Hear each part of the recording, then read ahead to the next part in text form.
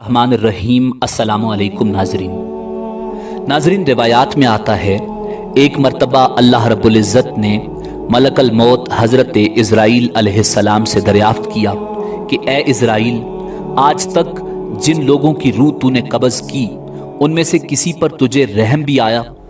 Israel ने अर्ज़ किया, ए परवरदिगार आलम, तू खूब जानता है कि रूह कब्ज़ करते वक्त हमेशा मेरा दिल दुखता है, लेकिन तेरे हुक्म से सरताबी की मजाल कहाँ? खुदा ने पूछा, ये बता तुझे सबसे ज्यादा रहम किस पर आया? इलाही, एक मौत ऐसी है जो भुलाए नहीं भूलती, और वो गम ऐसा है जो तन्हाई में भी मेरे साथ रहता है। एक कश्ती मर्दों और औरतों से भरी हुई समंदर में सफर कर रही थी। तूने हुक्म दिया, इस कश्ती को फना कर दे। मैंने कश्ती को पाश पाश कर दिया।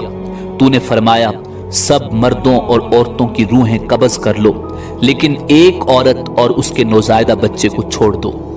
मैंने उस हुक्म की भी तामील की, सबकी जानें कब्ज़ कर ली। एक बहते तख्ते पर माँ और उसका बच्चा रह गए, और फिर वो तख्ता समंदर के किनारे पर पहुंच गया। मैं उस माँ और बच्चे की जान बच जाने से बहुत खुश हुआ, लेकिन फिर तेरा हुक्म आया, ए मलकल मौत, माँ की रूह कब्ज़ कर और बच्चे को अकेला छोड़ दे। ए बारी ताला, तू खूब जानता है ये हुक्म पाकर मेरा कलेजा कांप गया था। मुझे उस शीरखार बच्चे को उसकी माँ से अलग करके जिस कदर तकलीफ पहुंची थी, अब उस वाकया को एक मुद्दत बीत चुकी है, लेकिन वो बच्चा बराबर याद आता है। अल्लाह रब्बुल इज़्ज़त ने फरमाया, क्या तू जानता है कि वो बच्चा अब कहाँ है और किस हाल में है? ए इज़राइल, सुन, जब तूने माँ की रूह कब्ज़ की और बच्चे को तन्हा छोड़ दिया, तो हमने समंदर की एक मौज को हुक्म दिया कि इस बच्चे को एहतियात से एक वीरान जजीरे में डाल दे। उस जजीरे में एक सरसब्ज़ व शादाब घना जंगल था। यहाँ साफ शफाफ मीठे पानी के चश्मे जारी किए और बेशुमार फलदार दरख्त पैदा किए। उस जजीरे पर हमने अपने फजलो करम से मैज़ उस बच्चे की खातिर लाखों खुशनुमा और हसीन परिंदे भेजे, जो हर वक्त चहचहाते और नया राग अलापते थे। हमने चंबेली के फूलों और पत्तों को हुक्म दिया कि इस बच्चे का बिस्तर तैयार करो ताकि वो उस पर आराम की नींद सोए। हमने उसे हर खौफ और खतरे से महफूज रखा। आफताब को हुक्म दिया कि अपनी तेज धूप इस पर न डालना। हवा को फरमाया, इस पर आहिस्ता चलना। बादलों को हुक्म दिया कि इस पर बारिश न बरसाना। बिजली को हिदायत की कि खबरदार, ये मेरा बंदा है, अपनी तेजी दिखाकर इसे डराना मत।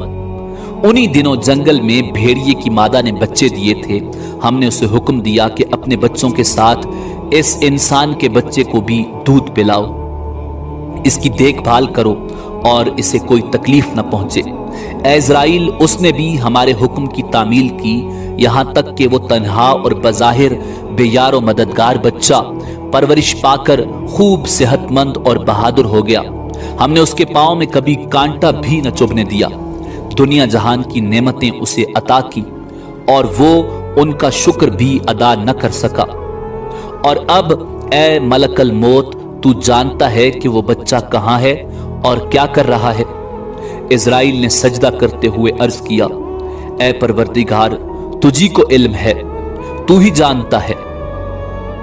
अल्लाह रब्बुल इज़्ज़त ने इरशाद फरमाया, ए मलकल मौत इज़राइल, वो बच्चा नमरूद है और उसी ने मेरे खलील इब्राहीम अलैहिस्सलाम को आग के अलाव में झोंका।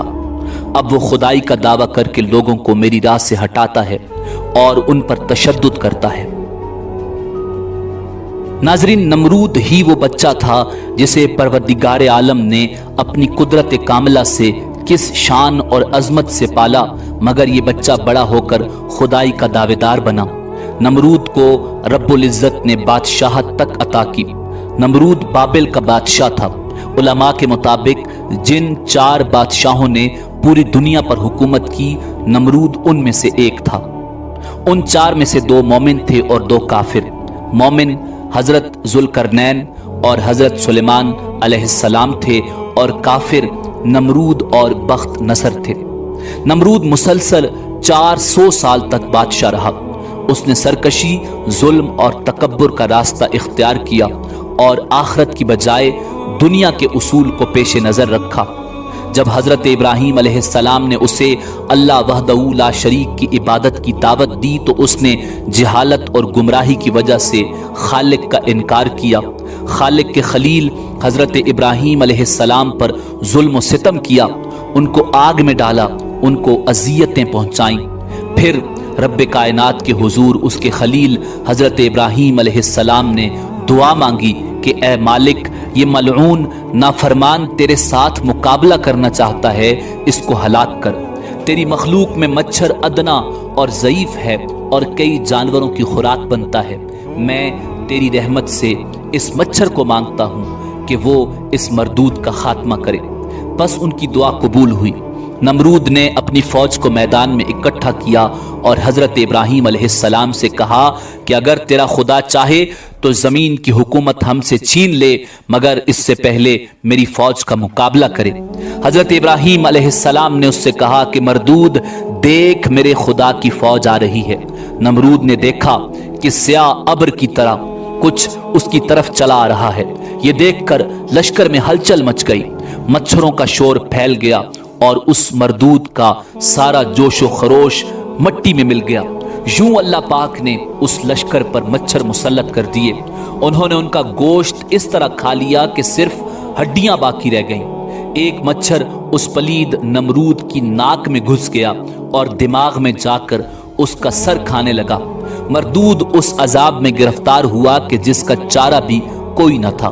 وہ ہر کسی سے سر پر لکڑی یا ہتھوڑا یا جوتیاں مرواتا، جس سے مچھر کچھ پل کے لیے بیٹھ جاتا اور اس کو چین آتا، مگر پھر وہ اسے ستانے لگتا۔ شب و روز اس کے سر پر جوتے مارے جاتے، حتیٰ کہ اللہ پاک کے حکم سے وہ مردود کفر کی حالت میں ہلاک ہو گیا۔ ناظرین، جسے پروردگار عالم نے بڑی شان اور عظمت سے پالا اور ڈوبتی کشتی سے بچایا، ماں سے دور کر کے بھی اسے کوئی رنج اور دکھ نہ پہنچایا، وہ بڑا ہوا تو اس نے خدائی کا دعویٰ کیا۔ وہ خداوند قدوس کے مقابلے میں آیا، اس کے خلیل کو ستایا، لوگوں پر ظلم و ستم کیا، تو پھر مالک لم یزل قہار و جبار ہے۔ اس نے اس ظالم اور مردود کا ایسا حشر کیا کہ اسے قیامت تک نشان عبرت بنایا، اور کائنات کی حقیر ترین مخلوق اور ضعیف ترین مخلوق مچھر کو اس پر مسلط کر کے اسے ہلاک فرما دیا۔ ناظرین، روایات میں آتا ہے کہ حضرت اسرائیل علیہ السلام نے خالق کے حضور سجدہ کیا اور عرض کیا، پروردگار عالم، تو بڑی شان اور عظمت والا ہے، جو تو جانتا ہے وہ کوئی نہیں جانتا۔ اسی امید کے ساتھ اجازت دیجیے کہ آپ کو ہماری ویڈیو پسند آئی ہوگی۔